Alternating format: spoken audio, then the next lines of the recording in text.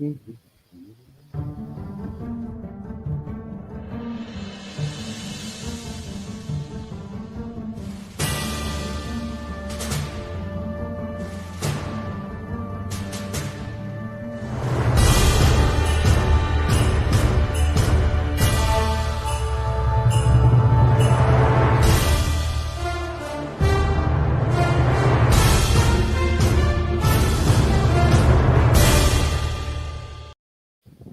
Good evening, everybody. Hang on, let me get into the picture.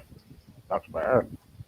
Anyway, I went out today, went to the pub, had a few lager shandies. Can you imagine driving a scooter, a mobility scooter, while you having two shandies? Just made it home. But, that's fun for you, innit? And I managed to get through my gate, so there you go. So, everybody, it was a lovely day today. Sun is out, and I hope you've been enjoying yourselves like I have today. Okay, I have got Kerry on. Hello, Kerry. How are you? Hiya. Good, thank you. You? I was just telling you earlier that you were saying to you earlier about the sun on you got Mm, all sun, caught the sun and everything. yeah, yeah. Good, good, good. You got to go out and enjoy it before Oh, yeah.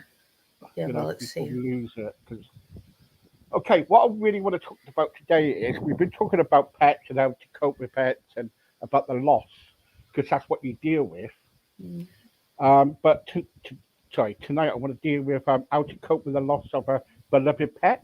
hmm Okay, and for some people, it's kind of really tough because they might only have the pet, they might not have any other family, say like a dog, and when that dog goes, that's it, isn't it? yeah. And it's how do someone, how do they cope?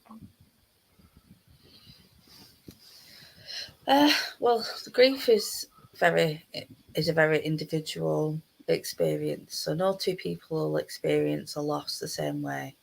And even if they lost the same companion, it's from the same household, there's no guarantee everyone in that household is going to feel exactly the same way or be at the same place in their grief as everyone else. So I always say to people that grief isn't something that you get over, it's something that you get through because Yeah. the only way to deal with it and get through it is to face the pain head on and deal with it and process it because there's no easy way out of it. And I always say that you can't go around it, you can't go over it, you Yeah, can't you go always under say it. that. Yeah, yeah, yeah. You have to just face the pain head on because the only way to come out the other side is to face it and process what has happened, how you're feeling. And once you've come to terms with what has happened and you've sat with your feelings and you've worked through those, then it does it gets a bit easier to cope with the absence, but it still hurts and it'll hurt forever. There's always going to be that pang of pain when you think of your loved one, but it will get easier over time to be able to think of them and look at pictures of them or look at a pet that looks like them without feeling quite so, pained and upset as you did at the very beginning. Hmm. Um, there's lots of ways people deal with grief of a pet. They either talk to friends and family about how they're feeling, and just talking is enough for them to work through what they have, what they're feeling, and then move forwards. For some people, obviously, they may have other things that are going on, contributing to the loss and contributing to. It's not as much. It's not an inability to cope. It's just sometimes there's just too much going on all at once, and it can be hard to try and figure out Yeah, where to start. yeah, So, in that case, some people would contact someone like myself for bereavement support, and it's usually when they know what they need to do and they know, what they're going through, but they just need somebody neutral to just help them untangle everything and go through, try and break it down or reassure them on things that they're struggling with. mm. Yeah. It's kind of like it's like let's start down from where but the children say, right? Because the children, they kind of like they say, right, I want a pet dog or a pet mouse or whatever. So, Mhm. and what happens is, I'll put down here, explain, what was it? Explain your pet's loss to to the young children, in a way they understand. Now, you know, that's what we need to be. I think we need to be honest with them, don't we, from the start? Mhm. Yeah, definitely. Age appropriate honesty is key, and um, also with age appropriate honesty comes like emotional age part of honesty as well. So just because a child is a particular age doesn't mean that they're ready to hear about a loss of a pet in the same way another child their age may be ready to Yeah, hear.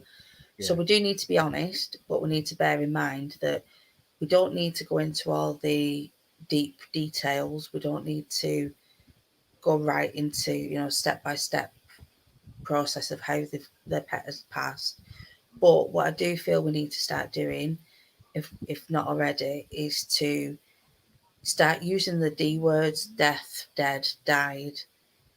And I think it's not so much the words that are scary. I think it's the reactions that people have to mm, those words that are scary. And so we try yeah, to sugarcoat things and make it easier to hear, which I totally understand, and as a parent, I get that. I really do. mm, But I also think that that can lead to misunderstandings, which may lead to, um, an increase in that child's inability to cope with the loss and process what's going on. I mean, dead, death, and died, and euthanasia, they're not dirty words. They're not swear words, they're not taboo words, but they're words that carry a lot of emotional impact. And when we're upset ourselves, we don't want to upset our children, but no, you're not going to upset them anymore by using the proper terms. They've already lost, the worst has already happened, they've already lost yeah, their companion. Using the correct terms isn't going to make them feel more upset. yeah, It's yeah, just going to open up a discussion for what those words mean, and how we help children cope with the loss of a pet can help them to cope with other losses that they'll one day to come across yeah, later in life. and to express our emotions more, in it really. We need to, Yeah, like learning to show our children like the different ways people express emotion and express like emotion regarding grief as well, so that children are then able to say, oh well, like mum's a crier, dad's not, dad handles it, or dad's a crier, and he likes to be on his own for a few minutes, doesn't want to be hugged while he's crying. Mum's a crier, she wants to be held and hugged while she cries, or either or are very quiet and just don't show any outward signs of grieving. And it's showing our children that everybody does things differently, and even if you're crying or you're not crying, or you're angry and irritable or you're sad, it's all part of the grief process and it's all natural, and there is no set rules for how you should be feeling. However you're feeling is right for you, and just because somebody's crying and you're not doesn't mean you're not doing it right, no, you that's know it. Yeah, and vice versa. yeah, because it's, like a normal death. It's like when my mum died, Mm, because I was kind of like arranging everything, mm, my emotions wasn't seen, mm. until, I don't know, about 2 or 3 weeks later, Yeah, and it just hit me, because I was so busy looking after the family, yeah, I was kind of like totally, and when it hit me, it did hit me. And the mm, trouble is, it's a shock, and but the trouble is, it's like anything, it's a loss, yeah, mm. and sometimes it's not, it's when that happens, we kind of like, it's like losing a best friend, really, isn't it? Yeah, definitely, definitely. Yeah. Um, I've got Glenda here, and she said, "Are there any support groups, Steve, that are going around in the UK for pet loss?" Yeah, there's quite a few online ones. There's a few on Facebook that are really good. There's the Living with Pet Bereavement support group that's run by a fellow pet bereavement counsellor called Dawn Murray, who's absolutely brilliant, and her group is very supportive. There is the Ralph site, RALPH, Ralph site pet bereavement support group, which is absolutely lovely. Legacy Pets, Pet Crematorium. They're based in Bury and they have their own online Facebook support group. And I think at some point they're offering like face to face, support sessions at some point when we're allowed to. Mm, Um, I run one, but to be honest, I'm not on it as often as I would like to be. So I wouldn't suggest visiting that one. I mean, obviously, you can get in touch via my business page and yeah, message me if you want, a quick yeah, chat. I'm happy to do that. But the other groups I've just mentioned are more active yeah. and more they've got more time to dedicate to what they're doing. There is another group called Losing Lulu, but that group is solely for anyone that has lost an animal to behavioural euthanasia. All right, Um, okay. so if it's general, it sounds really bad, but general grief like pet loss, then the other groups I mentioned are great. If it's Yeah, specifically loss through behavioural euthanasia, then Losing Lulu is the best group, and they have quite a strict entry criteria because they want to keep it a safe space. yeah, of course, So just yeah, bear that in mind when if you wanted to join yeah, them. yeah. Yeah, we don't, guys. When you're leaving messages, I know what you're trying to say, but we don't kind of like give out information on like about support groups because what happens is that if we ever get any inquiries or about pet bereavement, because Kerry has been doing this long now, we always, if anything comes through, we will send it to her because, that's the way we work. So we don't contact anybody else. Kerry deals with the pet bereavement, and when she comes on every month, when we get inquiries, we just say, please contact her. Then, you know, um, and after that, that's up to Kerry how she deals with it. So I thought I thought I'd mention that anyway. Oh, thank you. Thank you. Uh, Someone says, Martin says, hello, Martin. He says to me, hey, Steve, I talked to a therapist, but people say I'm a joke because I lost my pet cat, Twiggles, around about a couple of months ago, but now I'm talking to a therapist. Am I in the right or the wrong?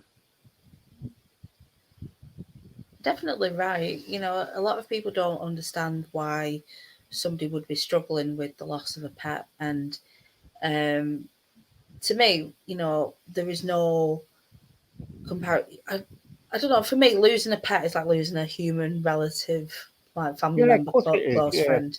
yeah. There is no distinction for me between the two. You've lost something very important. It doesn't matter if they've got four legs, two scales, feathers, wings, whatever.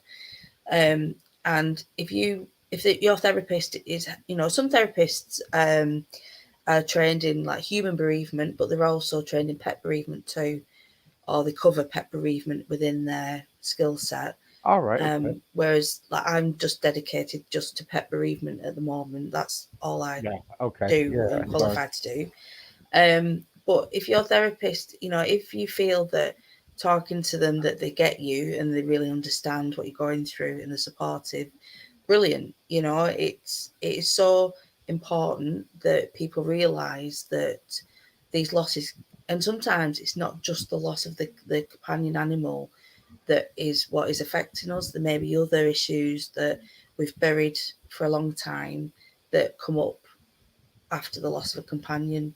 So, there's no shame in seeking therapy for a loss of a companion Yeah. animal. Yeah. None at all. And anyone that makes you feel ashamed to be seeking therapy for it, it's wrong. You're doing all right. You're doing the right Yeah. thing. Yeah. You carry on doing what you want. Don't take the Yeah, notice of anybody. yeah. Um. So when they kind of like they lose the pet and everything, and Mm. they're going through the bereavement and they're coming out of bereavement, say, how do you know when it's time to get a new pet? Um, I say to people, if you're thinking about it, it's the right time. There is no right or wrong time to take on a new companion. And some people will think, they'll say, like, I feel like I'm replacing them. I feel like I'm just, erasing them from my life by getting a new companion. And the thing is, you can never do that because, they were one of a kind, um, you know, and you're not replacing them. You're replacing the normality of having a pet in the household or having a full house of pets. And you are merely sharing and expanding the family. You're introducing a new companion. You're not replacing an old one. You're introducing a new companion to the family, to the home. And I've had people say, like, they feel like they're being judged from other people for doing it too soon. I mean, one of my friends, when they lost a pet, they took on another one within like a couple of days, and because that was right for them, they couldn't bear not having a pet around. And Yeah. if some people decide never to take on another one, but they'll foster or they'll dog walk or whatever.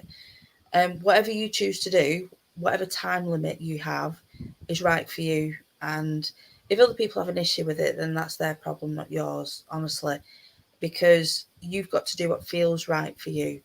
And the only thing I would suggest from a professional point of view is to avoid taking on a companion that looks similar to the one you've lost, or only because, I mean, obviously, if you want to do that, that's fine. But for some people, it's very hard then to differentiate between the new companion and the one And they've the one lost. that's lost here. And the lines blur a little bit, and it can be potentially harmful to, like, the healing. Um, so obviously, when at the vets I used to work at, we'd get cats coming in that were like Coco number two, number three, number four, number five, etc., etc. And I thought it was sweet. They just like keep the name going and going. And it became like an in thing. To keep the whatever cats we get, that's their name from now on. But I think that you just have to, um, like I said, just remember that you're not replacing them. You could never replace them. And they've got whatever companion you take on, they've got a big, pretty big paw prints to fill, or cage to fill, or what have you. They've been You're both helping each other heal as well, because they've come from whatever environment they've been in, coming into a new home and a new life, and they've no idea what's going to happen. And you've been forced into this new life without your old companion, and you're starting afresh. And now you can both bond together and start a new life together. And I just think it's really sweet. And whenever you feel like doing it is the right time. Yeah. Well done. Well done. Um, next week, what I'll do next time when we can't, kind of like when you come back on again, there's something that I really want to touch on. It's about making sorry, I've got a bit of a cold today. Making a decision to put a pet to sleep. Mm, You know, um, yeah. because everybody's asking me about that because it's that that can be difficult too sometimes, can it? Oh, yeah, definitely. It's a Mm. very big decision to make. And it's one that I will forever support people with, because this is why I do what I do, because there is so Oh much yeah, judgment. I can understand You what you know, do. Yeah, yeah, I mean, because there's so much judgment around the decision as well. Well-meaning people will be like, "Oh, I'd have waited," or "I wouldn't have waited," and it just all adds up to the pain. And so yeah, that's something that definitely yeah. want And to I've got cover. another title here about tips for seniors grieving the death of a pet. Mm? Things like that. So I've got it Yeah. all down. So that's what we want to cover. But the trouble is, so before I let you go, how if someone who's going through loss now of their pet, could be Mm. anything, you Yeah. know, and they kind of want to kind of get a new pet, and I know it's not going to replace the one that they had. That's Yeah. definite. But how can they manage to kind of like accept that pet if they do get a new pet? Does that make sense? Yeah. Yeah, yeah, yeah. to be honest, that is difficult because some people, again, will find that they, say it was a dog, for instance, and the dog's taken a while. I remember speaking to somebody, I think they were a guide dog trainer, and they were saying how one of their clients, their guide dog had passed, and they took on, had to take on a new guide dog, and they wanted to send this dog back. They said, like, it's not doing all the things my other dog used to do. And the guide dog trainer said, but how long did it take for them to learn those things and to bond with you and develop that relationship with you? And when they realised that it isn't something, this was something that had built up over months and years, they realised that they had to give this dog a chance. It was a brand new relationship. And I love that story because that's what it's like, I think, when you take on a new companion. It's easy to look at them and think, well, Rex would never have done that, or Tilly would have never done that, or sometimes you'll find them doing things that your pet did used to do, sleeping in the same spot, curling Yeah, up in yeah. the same position. And so it can be difficult. On the one hand, it can be really comforting to see them doing things your old companion used to do, and it can also be frustrating because they're doing things that your pet would never have done. But Mm, you have to remember that this is a completely new personality. This pet is an individual. They've got their own quirks and behaviours, and we knew that taking them on, that this wasn't going to be a carbon copy of the one we've lost. mm, This is a brand new addition to the family who, you know, is going to do and think, just act differently.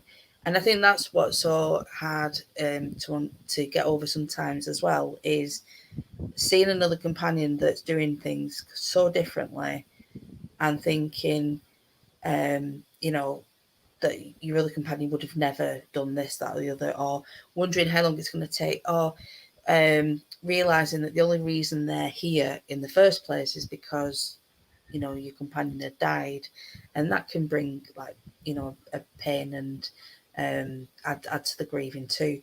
But I think once we give ourselves a break and give them a break and realize that, do you know what, all our world's been turned upside down, theirs, ours, and it's now, we're now learning to find our feet with each other, make, form a new bond, form a relationship with this new companion, it, welcome them into the household and the family on their own merit, on who they are, and because there'll be a reason why you took them on.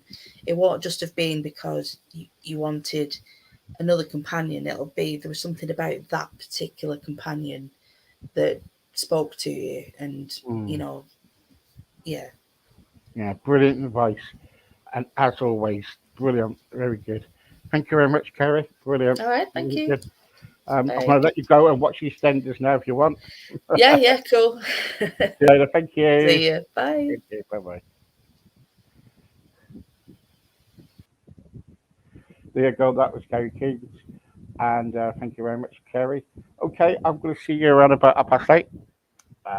Hopefully, 8:30. So I've got about an hour.